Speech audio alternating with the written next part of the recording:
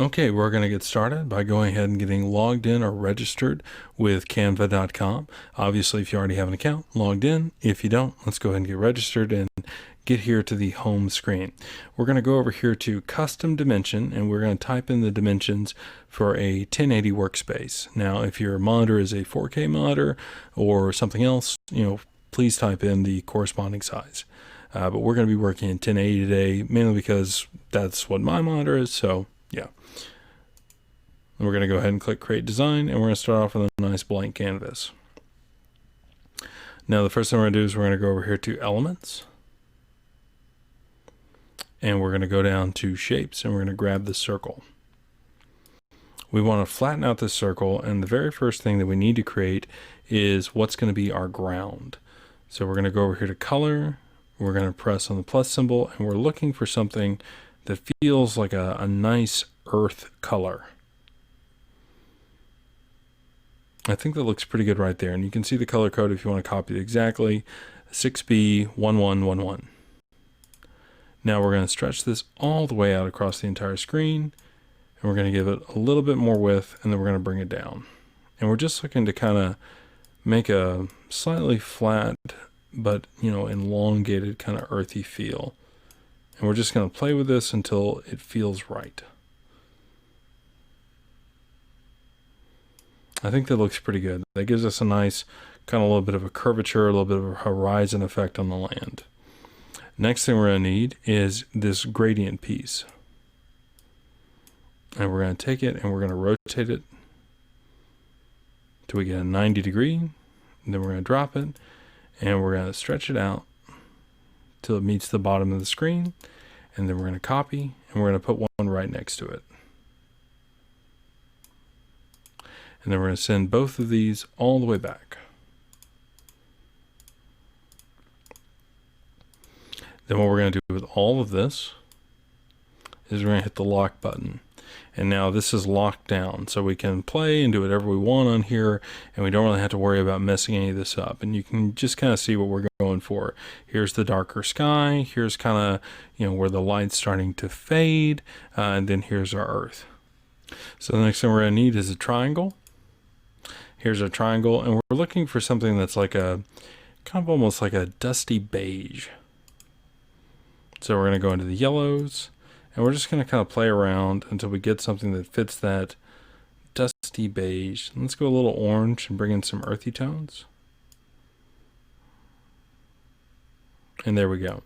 And yet again, if you want to use the exact color that I'm using, it's going to be AF926C. And we're going to stretch this out and kind of squat it down a little bit.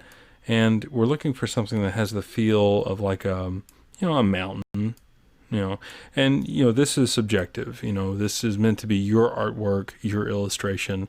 If you want big mountains, make big mountains. You want small mountains, make small mountains. And then once we have that where we like it, we're going to copy and paste the second one. And we're going to make this one a little bit taller and a little bit thinner, just so we have some difference. And then we're going to copy, then we're going to copy and paste our original mountain again. And kind of sort of the same thing. We're just going to kind of play with them. This one we're going to make it a little bit squattier and a little bit longer.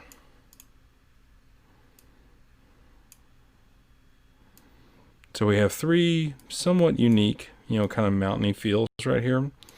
And then we're going to take the whole thing. We're going to unlock our background.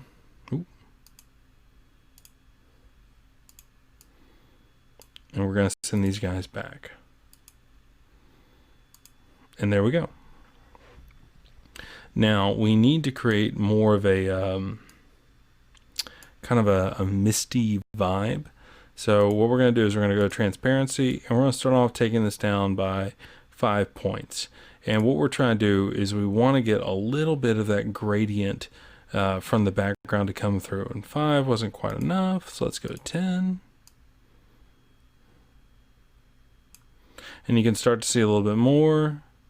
And let's go down to 85. And you can really start to see some of that blue coming through. Obviously the dark isn't coming through as much, but the blue is really starting to shine. I'm going to go back to 90. and then we're just going to kind of play from there. Same thing over here. And same thing over here.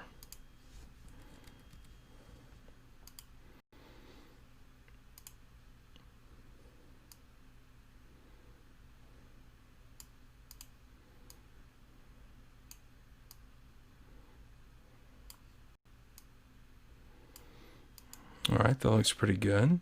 So what I want to do now is I want to take all of this and I'm going to go ahead and lock it. So here we have our ground, our kind of misty mountains, and then our gradient sky. Now we're going to need to make a moon. So we're going to go to our circle, and here we have a nice big circle, and we're going to take a lot of time with the moon because we really want to be, centerpiece is the wrong word. We want it to be a little bit of a statement piece for the sky part of our illustration. So we're going to start off by just making several circles within each other. So we're going to stick with that gray, and we're going to make a copy.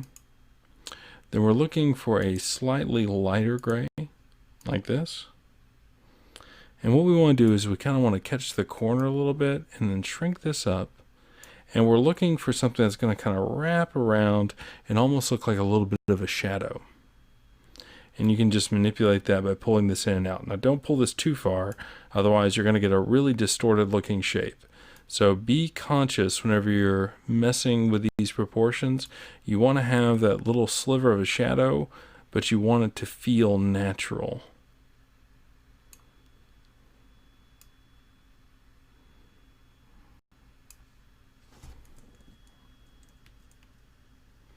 I think we're going to go with that for right now.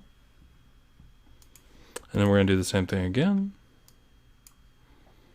And again, we're looking for a slightly lighter gray. And we're going to do the same thing. And we're going to not so much worry about whether or not these are even. Because whenever you think about how shadows naturally kind of gradient, you know, it's not perfect. But we want the sphere itself to feel like a sphere, and you can kind of see right now we're getting a little stretched out. So just make sure and keep that in mind as you're playing. We want to create that gradient, but we don't want to sacrifice anything, and I can't quite get to the one that I want. There we go.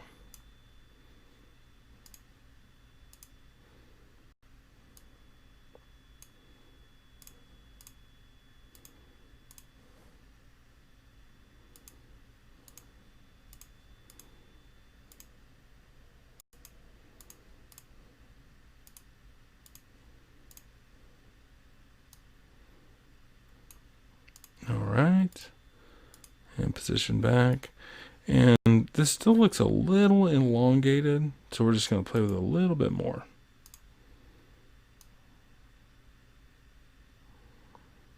And that looks about right. Now we're going to need to mess with this more kind of as we go through and do this project, but in general I'm liking where we're going.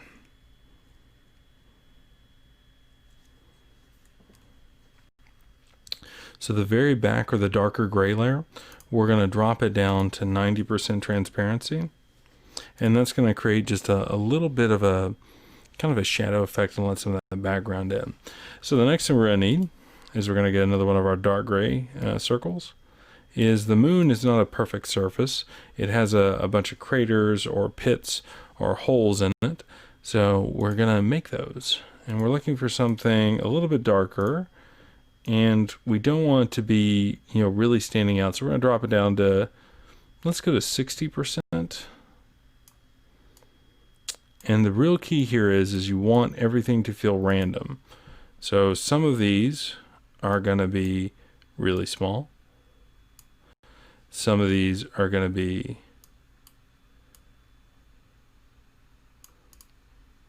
let's try and stick with perfect circles.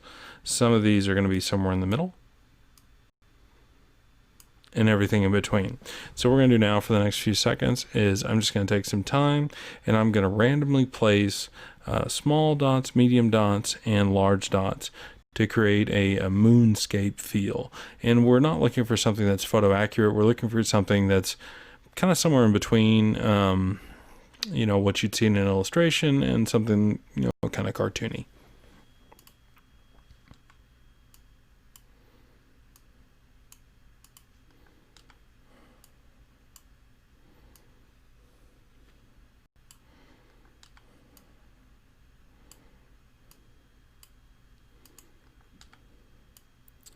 And I'm just continuing to randomly place dots.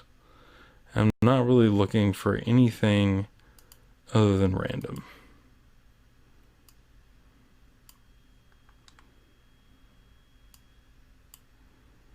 And if you notice yourself kind of hitting, you know, like a guideline, just make sure and move a little bit off that guideline.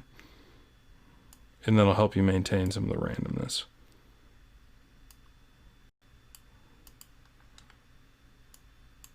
And feel free every so often just to grab a random, you know, point and kind of stretch out something, make it bigger, make it smaller. Yet again, going for that random vibe. And that looks pretty good. You know, that feels kind of moon-esque. So let's back out. Now the next thing we need is we want our moon to feel as though it's emanating light. And the only way to do that is to give it, you know, you might know this is what's called a moon doggy or a halo or an aura of the moon. So we're going to take a circle. And this is going to be a little difficult because what you need to do is you need to try and center the circle to the best of your abilities. And remember, we've taken something that was a perfect circle, we've stacked several circles on top of it, so it still has the feel of a perfect circle, but obviously it's elongated a little bit. So you're going to try and do your best to just, you know, shoot for somewhere in the middle, and there aren't going to be any guidelines for this. You're just going to do this completely by feel. And then once you're kind of somewhere in the middle, we're just going to slowly start to stretch it out. And yet again, you're just going to guess. And we're going to go way down. We're going to go down to, say, about 15% or 15 points. And here you can kind of clean it up a little bit. And don't think just because you hit these guidelines, you're on the money. You know, it's not going to be perfect. And we're going to go, we want something almost kind of eggshell-esque.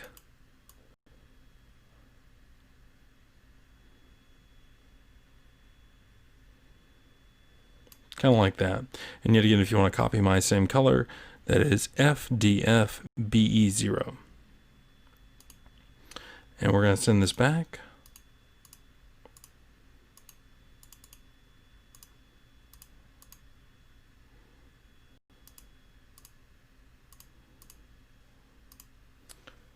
And there's our moon's first halo.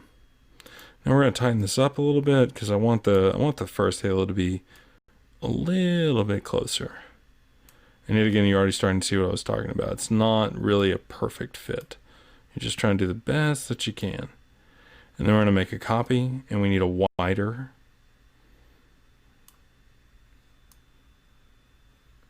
halo. And this one's going to go pretty far out.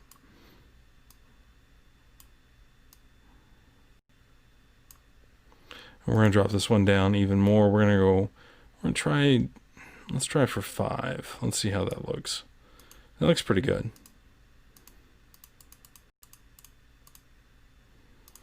And there's our moon. So we're going to go ahead and highlight all that. We're going to hit group, and we're going to shrink it down. It doesn't matter so much where we put our moon at right now, but we're just going to kind of rest it over here. We may end up changing, you know, where it kind of sets, and some of this is going to be personal feel. You know, if you want to make a night sky where the moon's coming up, you know, let's say behind a mountain, you're going to have something more like that. And if you're going to do that, obviously you wouldn't want the mountain to have any type of gradient or transparency to it. You'd want it to be a solid mountain. Maybe you want the sky to be more over here, kind of a little offset, kind of maybe partial off the screen. You could do that as well. But for right now, we're just going to kind of sit with it over here. Okay, and let's move on to make some stars. We're going to need this crinkle shape, and we are going to go back to that eggshell color. And we're going to shrink this guy up. We're going to copy and we're going to make another one. Make it real big. And this one's going to go behind our first one. And what we're looking for is this back is going to be, or the big piece is going to be the aurora, or yet again, the moon doggy, the corona, whatever you want to call it. So we want it to go way down, 5, 10 points, somewhere in there. 10 looks pretty good. And the star, which is going to be in the center, we're going to do it, say, let's try for 50. We're going to see how that feels. And then we're going to group. So here we have our first star. And the same principle is what we're doing with the moon. It needs to feel random. Stars, outside of the constellations, which are in a pattern, but that pattern is not a perfect pattern, and that's plotted by humans. Most stars are in a little bit of an organic, random pattern. So we're going to try and mimic the same thing. So we're going to make small stars, big stars, medium stars, and then we're just going to kind of randomly put them around. So we're going to start off with what will be our large star.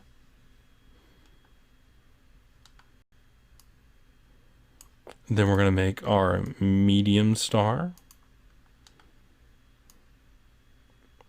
And then lastly, we're going to make our small star. And this one's going to be a little tough. And really, what you're trying to focus on here is you just want to have it be a progression downwards. Now, yet again, this is your illustration. If you don't want any large stars, don't make them. If you want nothing but small stars, that's perfectly fine. But let's go ahead and let's build a little piece of kind of random stars, just kind of bunched around. And we want to make sure and do more of the small stars and less of the larger stars. And the reason why that is, whenever you look up at the sky, what do you see predominantly more of? Small stars, because they're far away, and however many light years and so forth and so on. And we see a lot of those tiny twinkles more than we see like the big stars, like the North Star. There's only one of those in the whole sky, depending on if you're in the northern hemisphere, obviously it's the North Star. If you're in the southern hemisphere, it's going to be the Southern Cross. But in general, the principle is still the same. Close, very bright stars are rarer than far softer stars.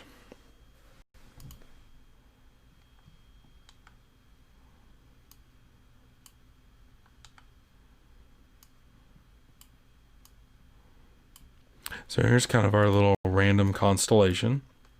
And we're just going to copy this. And for right now, we're just going to kind of overlay this randomly.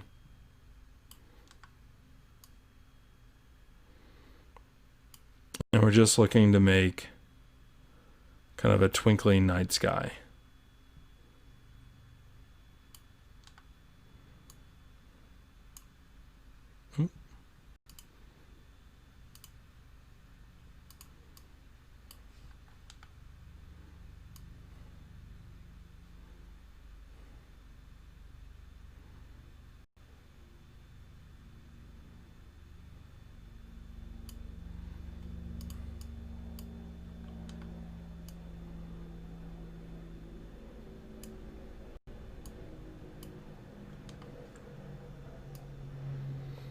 And yet again, there's no real rhyme or reason to what I'm doing.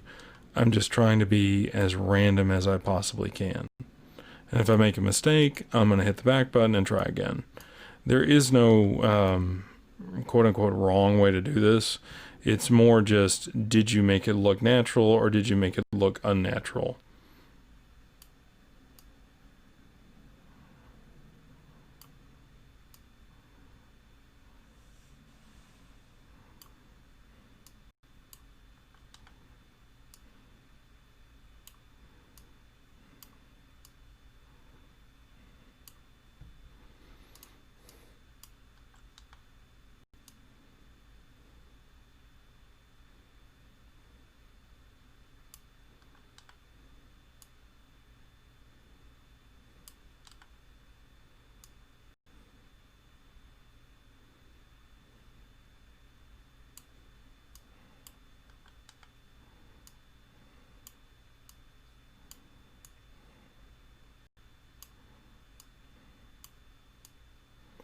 And you can see there I'm kind of playing with the sizes a little bit just to get some different feels.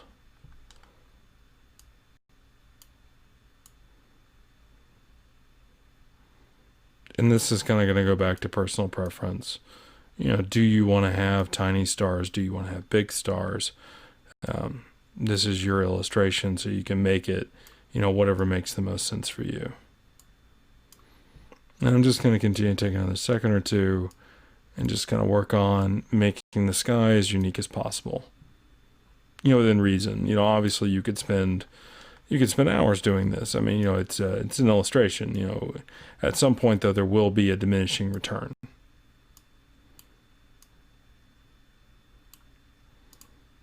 So that looks pretty good. I feel like we have like a good kind of, busy twinkling night sky.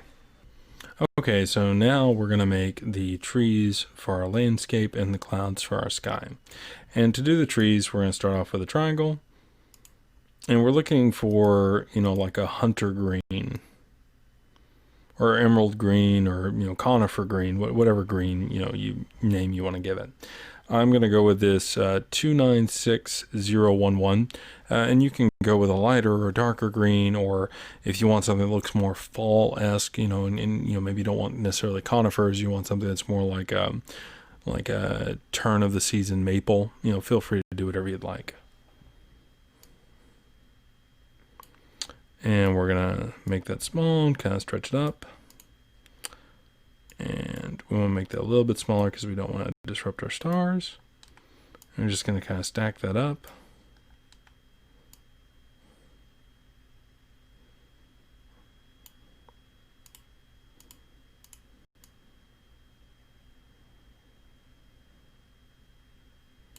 That's a pretty decent tree shape.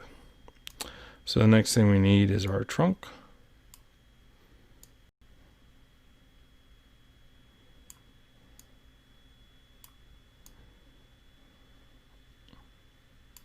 And then it looks like that would match that tree. Maybe a little bit skinnier, but in general, it's pretty close.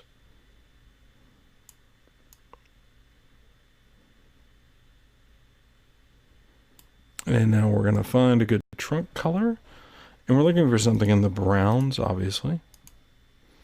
Now, we're going to have a problem here because we have our land, which is this rich, very, almost kind of a, not milk chocolate would probably be the wrong way to describe it, a very rich kind of cocoa brown. So we're going to need to try and shoot for something that's going to stand out from that. So we're looking for either like a really kind of dark, oaky color, or we want something that's going to, go more over into like a kind of a cedary color. And actually, I think the cedar is going to be the way to go. Oh, I apologize. That is 604B24 if you want to use the same color as me. And there we have our tree. And we're going to ungroup this guy and shrink him down. And we want something that's going to look proportionate to everything else in our sky. I'll give you an example. If my tree is this big in reference to the moon, that doesn't make a whole lot of sense. Whereas if my tree is, this big in reference to the moon and the mountains, that doesn't make sense either. So you want something that's going to feel like it's an actual tree. So just kind of aim for somewhere kind of like that. I think that's a good start. And we're just going to kind of let him hang out right there. Okay, so we're going to start off with a circle to make our clouds. And we're going to keep it out of the way of the stars. Obviously, if you want, you can highlight all the stars and go over here and hit the lock. And then you can play with them. If you're not done with the stars or you think you want to play around a little bit more, you can do whatever you'd like on that. Anyways, I'm going to start with my, my circle. And we're looking for pure white. I want something kind of squatty and elongated. Then I'm just going to start making copies and building my cloud. And clouds are subjective. They can be in any shape that you want. They can be long, they can be tall, they can be short, they can be chubby, they can be skinny. It's really just, what do you envision a cloud should be? And in my brain, that's pretty cloud-esque. So we're going to copy all that. We're going to group it, and then we're going to drop the transparency down to say 70%. And we're going to place him up in the sky. And this is going to be another personal preference thing. Do you want tiny clouds? Do you want big clouds? We're just going to go for somewhere in the middle because I want to get a couple of clouds up in the sky of all different sizes. Now, you can choose here to use the same cloud and just make copies and kind of place it around.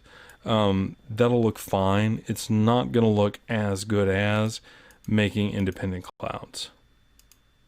And what I usually do for that is I will take a copy of my other cloud, bring the transparency all the way up, and ungroup it. And then I'll play with the body of the cloud itself to give me a uniqueness between the clouds. And if I need to add in, anything else, I'll just add it in as needed.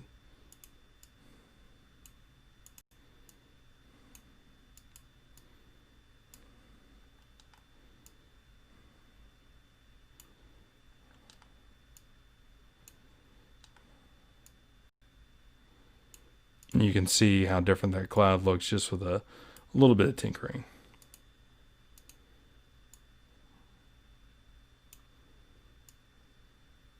I want this guy to be kind of small. I just want to kind of hang out, some on screen, some off screen. And then I'm going to make one more.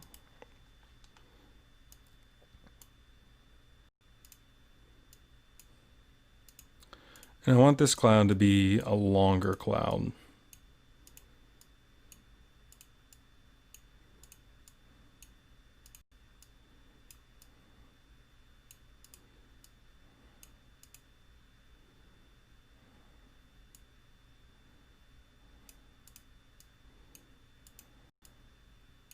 Kind of like that. I need to add a little bit more in terms of, there we go. That looks good. Obviously clouds are subjective, make them whatever your visage of a cloud is. I'm going to drop down to 70%.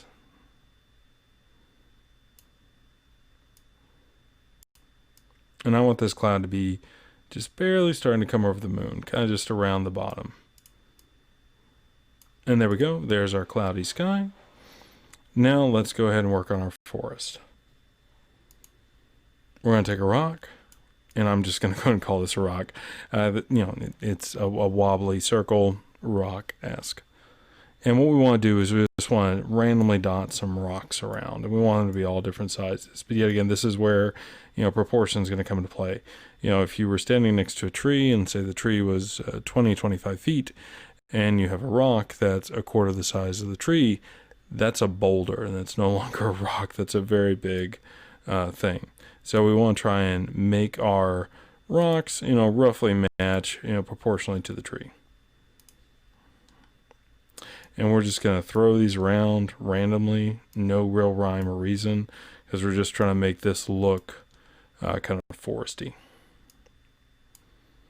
If you notice yourself hitting any of the guidelines, just move off of them.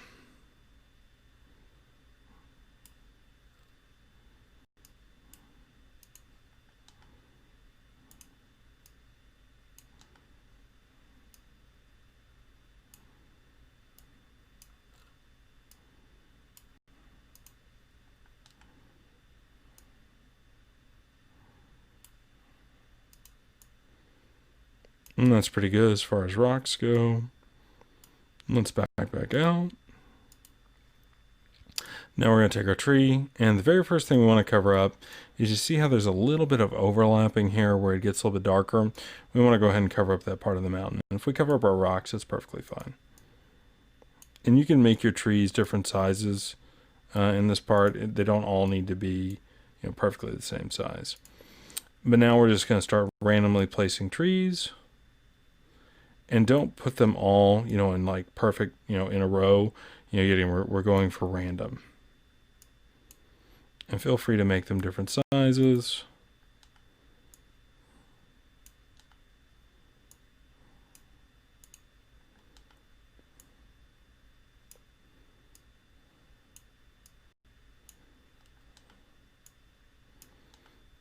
And this is just kind of like doing the stars. there's a little bit of tedium that goes into this because you're just randomly placing things.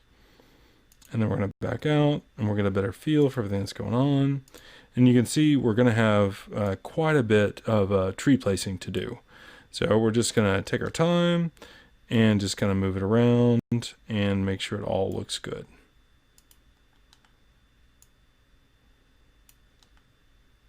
Be conscious as you're placing these because, the greens are going to be similar.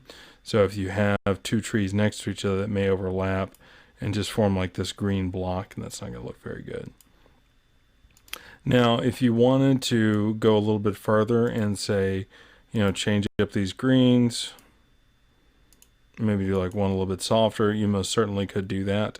What I will warn you of is diminishing returns.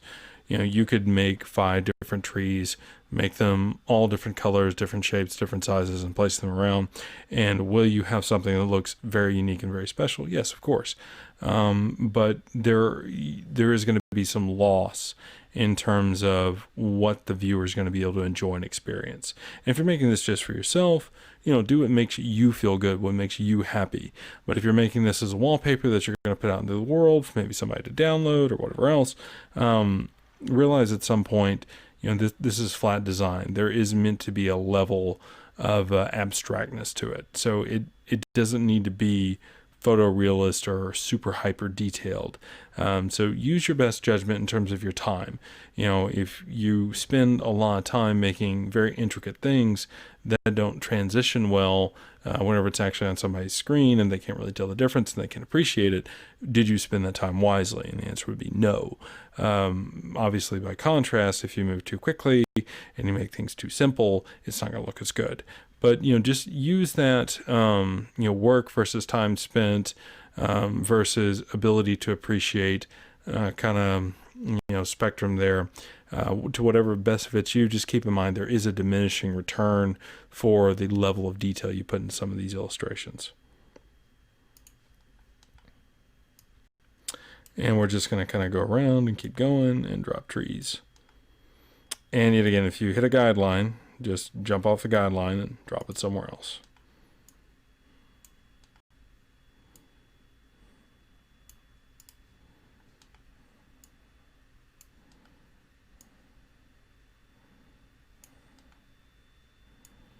And you can see we're starting to get something that looks forest-esque. And that's kind of what we're going for. We want the layman viewer to be able to see this and say, oh, hey, that's a bunch of trees.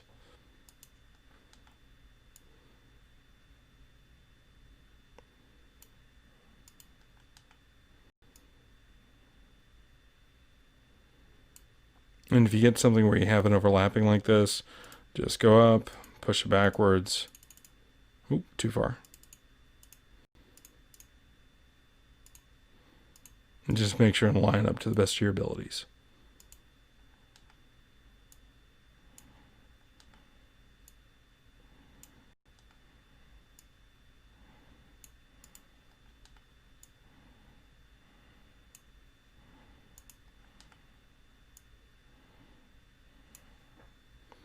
And now we're just going to start looking for bald spots where we didn't get anything in and putting something there.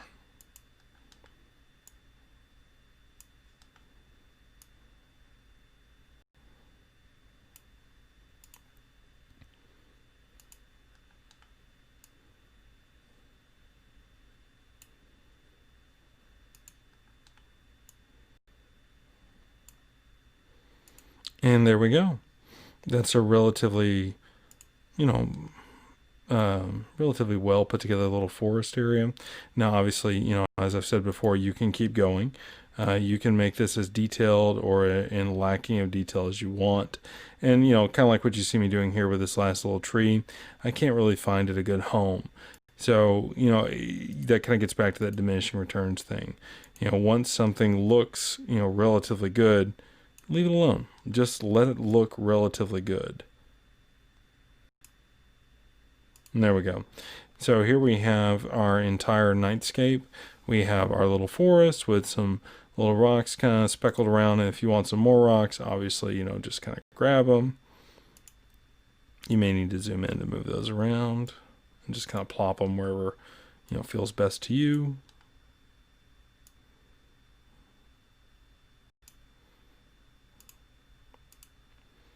And just kind of make it your own. Oop. Shoot. It goes to show you everybody makes mistakes. Yeah, there we go. And there we go.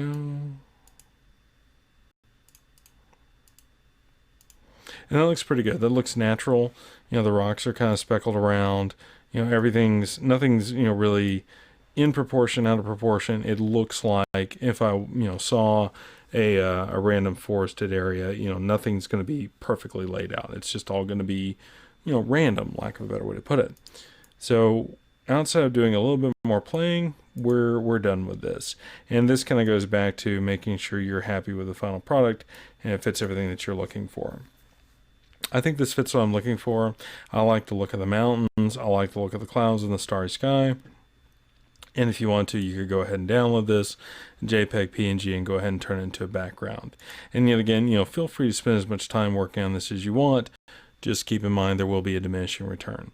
But that's going to complete our first background. We have our nice starry sky, our mountains, and our wooded forest, and our moon. And I will see you guys in the next background. Okay, we're going to do another 1080p artboard. Yet again, if you're working in a different size, do the size that best fits your mod or VGA, 4K, whatever.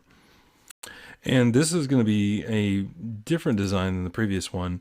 We're going to be going for something very abstract.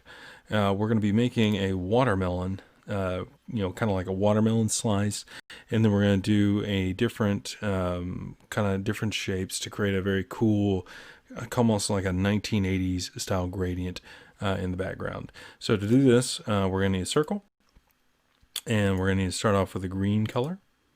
And we're looking for something that's going to kind of have that watermelon rind vibe. So we need like a darker medium green, kind of like this. And I'm going to be using 208D21 if you want to use the same green as me. Then we're going to need white, and this will just be pure white. And this is going to represent our kind of the pithy part of the rind. And we want this to be really close to the edge, because if you think about like a watermelon slice, you have a relatively decent part of green, then you have a little bit of white, then you have the red flesh and the black seeds. Now we're going to need red, and just the basic red that comes with Canva over here in the swatches or the color palette selector is pretty perfect for a watermelon. And that's about right. That's going to give us kind of that watermelon-y feel. So then we're going to need a square. And right now we're just going to leave it gray because we're going to change the color later. And we're looking just to kind of cut this in half. Maybe a little bit less than half. Yeah, that looks about right. Okay, so we're going to go ahead and zoom in. And we want to zoom pretty far in. And what we're going to do now is we're going to make the seeds. And to do that, we're going to need a circle.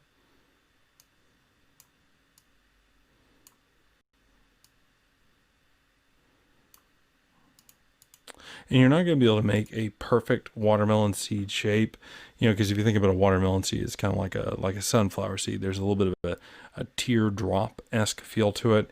Canva just doesn't have the shapes to allow you to pull that off. But we can make something relatively close. It's going to look like a watermelon seed kind of turned on its side. And what we want to do now, once we get that kind of elongated ellipse shape, is we just want to shrink it down to something that's going to proportionally look like a watermelon seed on our slice of watermelon. Now, important thing to keep in mind here, you need to make your seeds big enough to be visible, but small enough to be proportionate to the watermelon. And what I mean by that is it's going to get very difficult as you zoom in here and you actually try and get this right, which would probably be maybe a little bit bigger than this. That's about right. But how is that going to look whenever I'm backed all the way out, to 50%? Does that look right that far out? Can somebody say, oh, That's a watermelon. So sometimes going perfectly proportionate isn't really the way to go. You're not making, yet again, you're not making photorealism, you're making flat design. So if you need to make it bigger or make it oblong shape to make it look good, don't hesitate to do that to get a good feel for what your illustration needs. So we're going to zoom back in. And we're just going to kind of play with this until it feels right.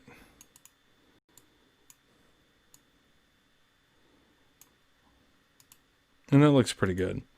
So we're going to have a gentle arc as we go around and create our watermelon seed array is what I'm going to call it. So we're just going to start all the way over here. And we're just looking for something that's going to pseudo match the curve. Now remember, this is organic. So there is no perfect, lineup of angles and everything else. And we're just going to kind of drop these as we go and just kind of space them around. And as we start to round the curve, you're going to need to turn them in a little bit.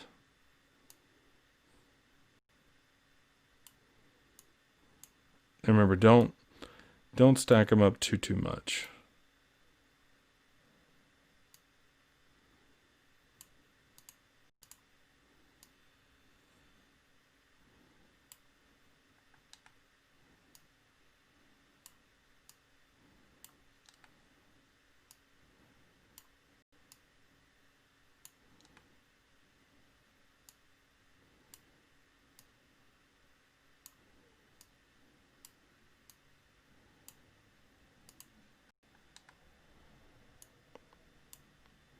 And we're coming to kind of the halfway point.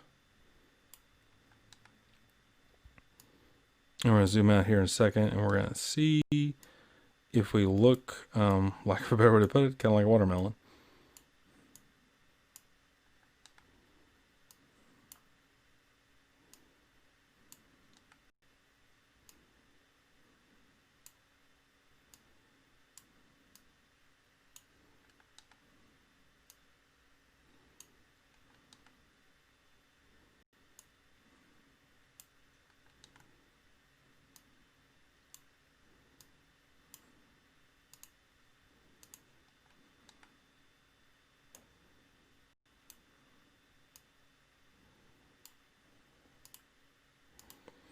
Now here we are all the way out at 50%.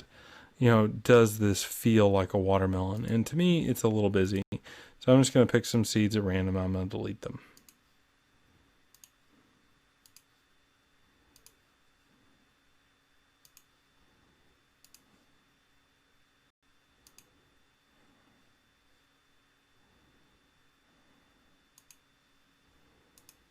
And I'm going to zoom back in and space these out a little bit.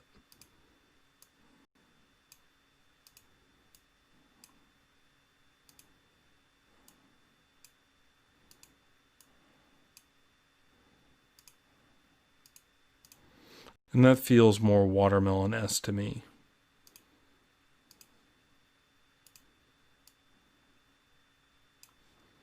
And then we're just going to keep going on the other side. And, don't be afraid to make mistakes or, do too many seeds, do too few seeds. This, yet again, this is your illustration and you're allowed to screw up and make changes. The teacher is not standing behind you, grading you as you go. It's only important in terms of are you happy with the end result? So feel free to just experiment. You want to make a ton of seeds, make a ton of seeds. You want to make, one every X amount of pixels, do that too.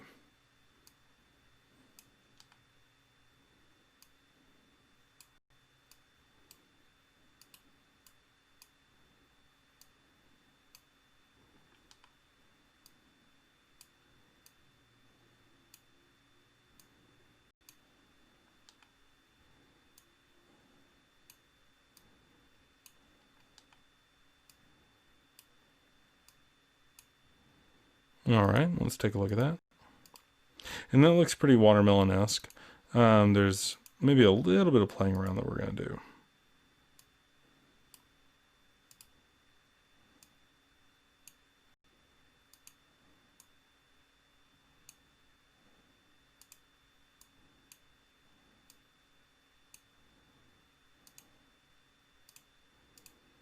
It looks pretty good. We might delete a seed or two somewhere.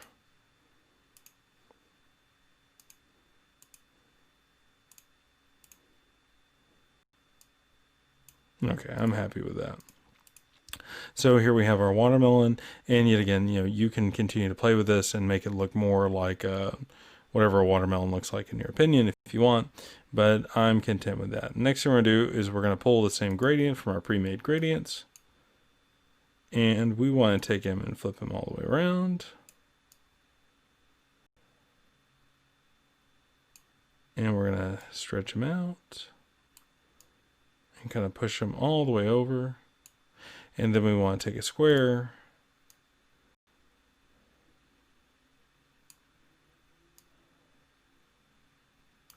and we're going to match the same color that's on this gradient.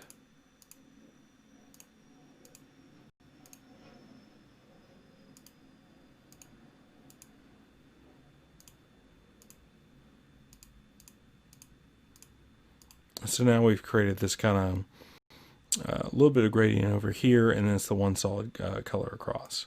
So we're going to take those, we're going to lock them down, and we're going to take our gray square, and we're going to make it match this color right here. There we go. And then we're going to group all this.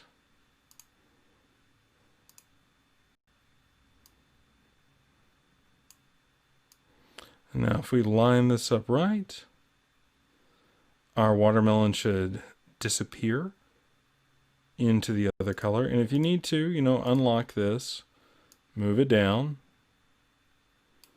move your other one down. Oop, wrong one.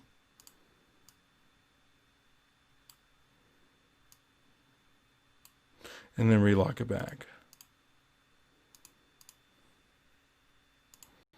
And then move your watermelon to try and shoot for something similar to center. And again, this is going to be very difficult to get perfect because we're not working with a true shape anymore. We've manufactured this shape. So here we have our watermelon slice kind of hanging out in this pseudo gradient, just kind of chilling out in space. So now we're going to grab some circular gradients and we're just going to have some fun with these. And we're just going to do different things to create fun, kind of orbital little, spherical patterns.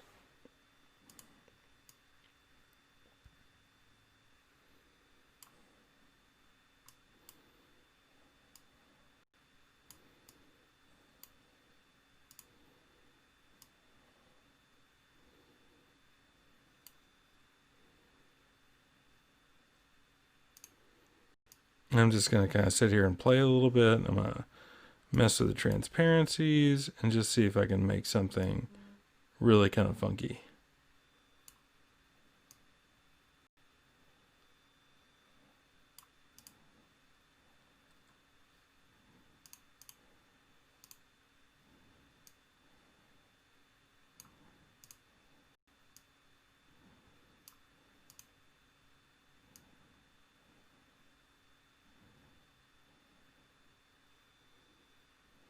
I like that.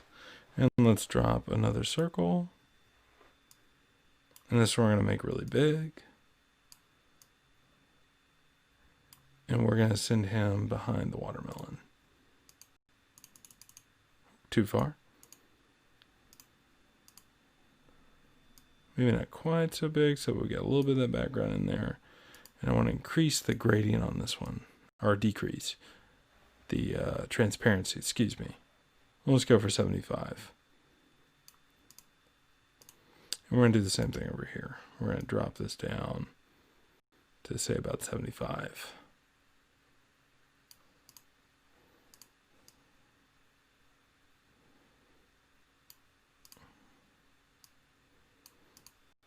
And there we have our cool kind of watermelon in space. A little too close. Kind of watermelon space, 1980 style gradient. Now you can continue to play with this. If you don't like the shape of something, shrink it down, make it bigger, whatever. Just keep in mind the components that you use to create the watermelon slice. So don't Don't make it too big. Play with it within reason. I think that looks really kind of neat. I like the vibe we have going there with how we have a little bit of overlap and everything. Nothing's really perfect. Nothing's really, nothing really fits, but it all kind of fits. So that's kind of fun. Just a interesting little kind of, watermelon floating out, different gradients type of deal. I will see you guys in the next wallpaper, and keep in mind, if you don't like the watermelon, you could do a lemon, you could do a strawberry, whatever your heart's desire is in terms of constructing a shape. But I will see you guys in the next wallpaper. Okay, we're going to need another 1080p artboard.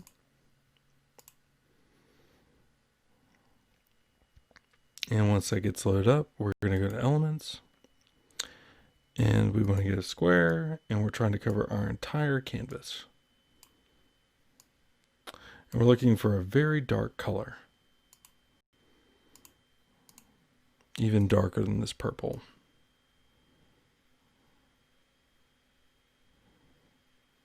Kind of like that. That's pretty dark. And that is 32166B. So what we're going to be doing is we're going to be building a pattern background. Is probably the best way to describe it. But we're going to be taking different angles and building up kind of a stacked background. And let me just kind of give you a brief example of what I'm talking about. So here I have a rectangle, and I'm going to put it on an angle. Copy, throw another one on an angle, leave a space in between, make this one lighter, and now you have something reminiscent of a pattern going on. Now, obviously, this is extremely rudimentary, but that's roughly the vibe that we're going for. So we're going to leave these two shapes out, and the very first thing we need to do is we need to decide where we're going to start off in terms of our angle. So we're going to go for, let's do 15 degrees. And you can catch the corner, you can come on down, whatever you want to do. It's just going to affect how your pattern's going to lie.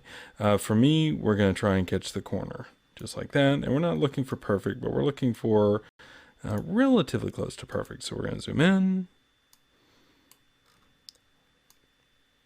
And we're just going to make sure that we're kind of getting right on the money.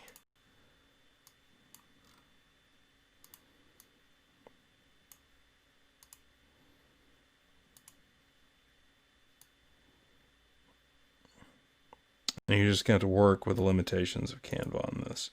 That's pretty close. And then I want to do the same thing over here, but I'm going to go with a whole different angle over here. We're going to go with, let's not start at 45. Let's start at 30. Well, maybe 35. Yeah.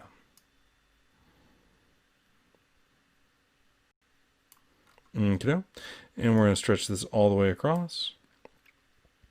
And let's get back to where we can view everything. So now we're going to go over here, and we're looking for a color that is slightly lighter than our first color. So kind of like that. And over here, we're going to pick a completely different color. So let's go, say, in the green spectrum. We're going to start off with a really dark green. Kind of like that. And now we're just going to repeat this all the way up.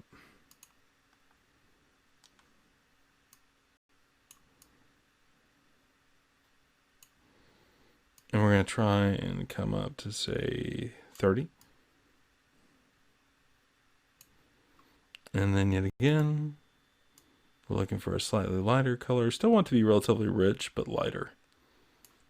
And we're going to do the same thing over here.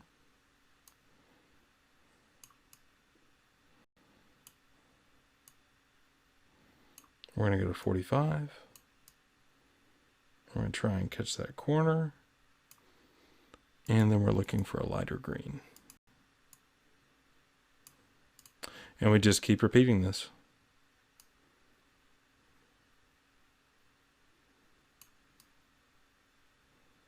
And you can do whatever angle you feel comfortable with.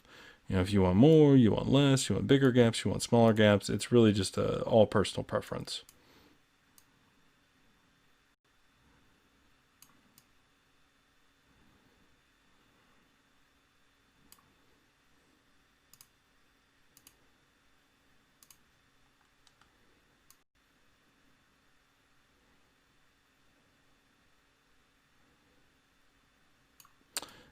come back and catch that corner again.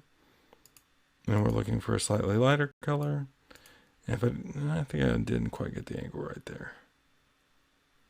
There we go. Yet again, hit that corner. And you can see we're starting to get that really fun little pattern happening.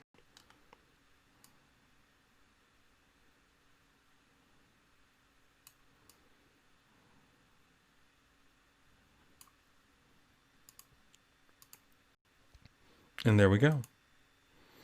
And then we'll clean up our angles a little bit.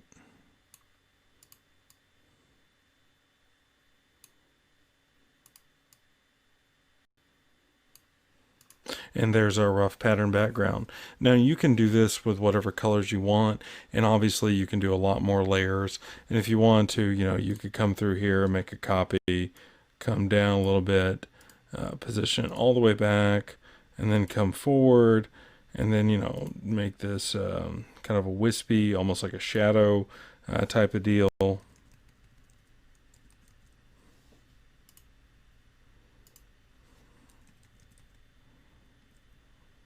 Kind of creating a little bit more of a 3D effect if you wanted to. But in general, this is the rudimentary way that you'd make a flat design pattern. And you're just looking for something that's going to cause a little bit of image depth. And you can see we have that kind of going on here. And you can see that if you took this and did even further, and really kind of spiral this all the way around, spiral this one all the way around, you could make something really interesting. And that's going to go ahead and finish this up for this pattern background. Next, we're going to move on and stop and take a look at Adobe Color and talk about color theory and how important it is for designing different types of flat design. I just wanted to take a second and show you Adobe Color. The reason why this is important is it's a free tool that allows you to see how different colors are going to work with each other and find more harmonious combinations of colors. So we're going to start off with the two simplest forms of color combinations to understand: complementary and triadic. Complementary is obviously what color across the color spectrum is going to work best with whatever color you choose. So here I am going to take my slider and I'm going to go to this nice medium blue, and what they're telling me is the colors that are going to work best on my nice medium blue are going to be over here, and they're kind of straw gold. If you go to, say, green, it's going to be type of a red. If you did, say, orange, you're going to find some teals, and so forth and so on. And that's complementary colors. They're going to be opposing colors that are going to give you a nice feel of a color palette with whatever image you're working in, assuming it's a 2-color image. Now, if you're working with a 3-color image, or a little bit more, maybe like a 4-color image, this is where we get into triadic color. In general, this is going to be mainly for 3, but you can see they do give us some different options. So if you want to have like a blue and a slightly darker blue, that's not the end of the world. And I'm going to swivel around here, and I'm just going to pick a nice kind of medium green, neutral green, somewhere in there. And you can see what's going to work best with this green, a darker green, a blue, and some of the more browner tones. So our triad would be green, blue, and some of the kind of earthy, rusty, earthy color there. If we swivel that around and we go for, say, like a really bright red, we're going to see some blues in there, and we're going to see some yellows, and then obviously we're going to have a little bit darker red. This is just going to give you a way to make your images look more professional by having colors that correspond well with each other. And you can see it gives you the color codes, and you can tweak this to find whatever color you're looking for: pastels, full, saturated colors, blends, whatever it may be. There are a few other things in here that you can play with. If you want to try and check out different forms of monochromatic colors or compound colors, what have you, you can go through and check those out at your leisure. But in general, if you stick to triadic and complementary, you're not really going to go wrong. You can see the web address up here, color.adobe.com /create/color wheel, and just kind of go in here and play around, get to know this, and use it as a tool to help you make better color choices for your flat design projects.